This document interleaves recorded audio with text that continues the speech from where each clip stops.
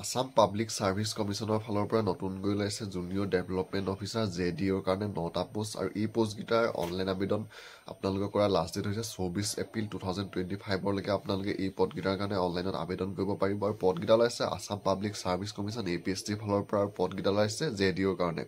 আৰু ইয়াৰ আপোনালোকৰ টোটেল পদ হ'ল 9টা ইয়াৰে কেটেগৰী উইচ ভেকেঞ্চিটো হ'ল ইউআৰৰ কাৰণে আছে 3টা OBC MOBCৰ কাৰণে আছে 3টা SCৰ কাৰণে আছে এটা STPৰ কাৰণে আছে এটা পদ আৰু STHৰ কাৰণে আছে এটা পদ আৰু ইয়াৰ আপোনালোকৰ স্কেল অফ পেটো থাকিব 22,000 পৰা 97,000 টকা পৰ্যন্ত আৰু গেট পে থাকিব 9,400 টকা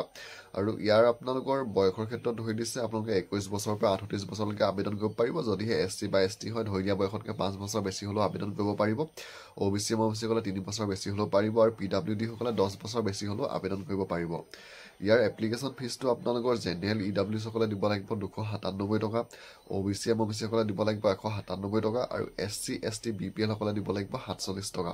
PWD সকলেও 47 টকা দিব লাগিব পেমেণ্ট মোডটো আপোনালোকে অনলাইন যোগে কৰিব পাৰিব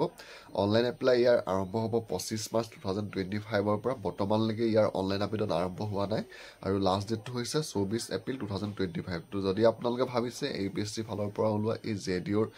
9টা পোষ্টৰ কাৰণে আবেদন কৰিম বুলি তেতিয়া আপোনালোকে 25 মাৰ্চৰ পৰা আসাম পাব্লিক সাৰ্ভিচ কমিশ্যনৰ যোনটো অফিচিয়েল